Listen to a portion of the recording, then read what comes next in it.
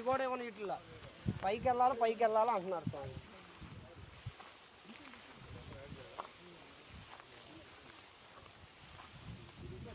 ఇటు సైడ్ వచ్చేయండి. అది పోయిందిగా, మొత్తం పోయింది.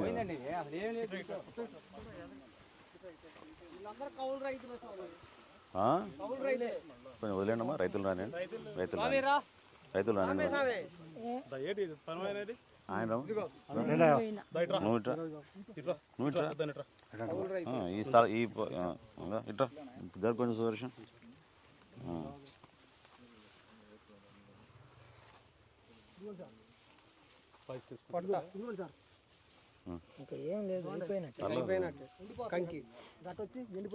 పాలు పోసుకోవచ్చు వాటర్ ఉంటేనే పాలు పోసుకోండి, వాటర్ లేదుగా చప్పబడిపోయింది. అంటే చూడ్డానికి పచ్చటి పొలాల్లాగా కనపడినా కూడా వాస్తవం ఓకే మీరు తీసుకోండి ఎట్లా కావాలండి ఎట్లా చెక్ చేసుకుని రఘురామయ్య గారు ఇస్తారు.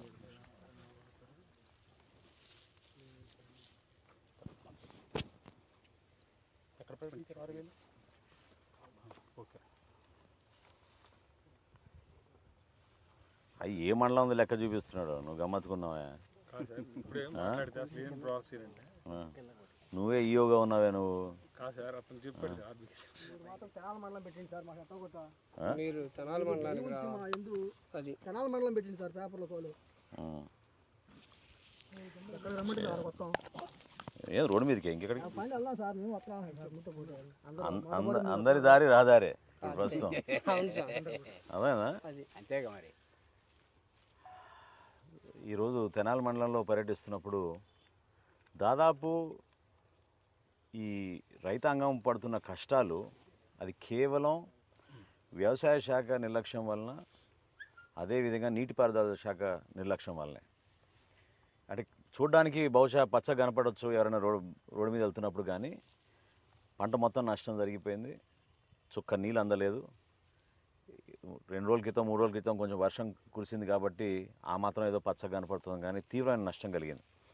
అంటే ఒక మండలాన్ని కరువు మండలంగా ప్రకటించడానికి ప్రభుత్వం ఆడుతున్న దొంగ ఆట రైతాంగానికి ఎంత ఇబ్బంది కలుగుతుందో అర్థం చేసుకోవాలి. ఎందుకంటే భారతదేశంలో, అందులో ప్రత్యేకంగా ఆంధ్రప్రదేశ్లో ఉపాధి కల్పించే ప్రధానమైన సెక్టర్ మనకి వ్యవసాయ రంగం. ఈ రంగం ఇంత చితికిపోయి కౌలు రైతులు ఇదంతా కూడా పాపం వాళ్ళు ఆల్రెడీ 20,000 24,000 డబ్బులు కట్టేసి కౌలు కట్టేసి వాళ్ళు ఈరోజు వ్యవసాయం చేసుకోవడానికి ముందుకు వచ్చినప్పుడు యువత చాలామంది, అందులో యువత కష్టపడి రాత్రి బాగులు పనిచేసుకునే యువత, కానీ ఆయిల్ ఇంజన్లు పెట్టుకుని నీళ్లు తోడుకోవాలన్నా కూడా ఆ పరిస్థితి లేదు. అసలు ఎక్కడి నుంచి కూడా ప్రభుత్వం ఏ మాత్రం కూడా ఒక అధికారి రావడం కానీ, రాజకీయ నాయకుడికి రావడం కానీ, వచ్చి సమస్య ఈ విధంగా ఉంది, మేము వారబందీ చేసి జాగ్రత్తగా ఎక్కడ ఇబ్బంది కలగకుండా ఈ ప్రాంతానికి మేము అందిస్తాం అనే ఒక భరోసా కానీ, ఒక మాట కానీ ఎక్కడా జరగలేదు. ఇది చాలా దుర్మార్గమైన పరిపాలన. రైతుకి పూర్తి స్థాయిలో నష్టం కలిగింది. దీన్ని జనసేన పార్టీ పూర్తి స్థాయిలో మేము దీన్ని ఖండిస్తున్నాం. రైతుకు నిలబడతాం అండగా. భవిష్యత్తులో రేపటి రోజున తెలుగుదేశం పార్టీతో మాకు సమన్వయ కమిటీ ఉంది. అందులో కూడా దీని గురించి లోతుగా చర్చించి రాష్ట్ర వ్యాప్తంగా 361 మండలాల్ని కరువు మండలాలుగా ప్రకటించాలి ఈ ప్రభుత్వం. అది మా ప్రధానమైన డిమాండ్. ఖచ్చితంగా దానికోసం మేము చేయాల్సిన పోరాటం, రైతులతో పాటు నిలబడి ఈ ప్రభుత్వం దిగొచ్చే వరకు రైతుకు అండగా నిలబడతామని ఈ రైతాంగానికి అందరూ కూడా భరోసా ఇవ్వడానికి కోసం జనసేన పార్టీ నుంచి మా పార్టీ అధ్యక్షులు పవన్ కళ్యాణ్ గారు మమ్మల్ని క్షేత్రస్థాయి పర్యటనకు పంపించారు. సో ఇరు జిల్లాల అధ్యక్షులు, కృష్ణా జిల్లాలో అదే పరిస్థితి ఉంది. గుంటూరు జిల్లాలో ఎక్కడ కూడా, కృష్ణా జిల్లాలో 2 మండలాలే ప్రకటించారు. గుంటూరు జిల్లాలో, ఉమ్మడి గుంటూరు జిల్లాలో ఎక్కడ కూడా ప్రకటించలేదు. ఇది చాలా అన్యాయం. దీన్ని మేము ఖండిస్తున్నాం. త్వరగానే ఈ ముఖ్యమంత్రి ఒక చక్కటి నిర్ణయం తీసుకుని కరువు మండలాలుగా ప్రకటిస్తే తప్ప ఈ రైతులకి ఏమాత్రం కూడా ఈ ప్రభుత్వం బాసటగా నిలబడలేదని చాలా స్పష్టంగా అర్థమవుతుంది.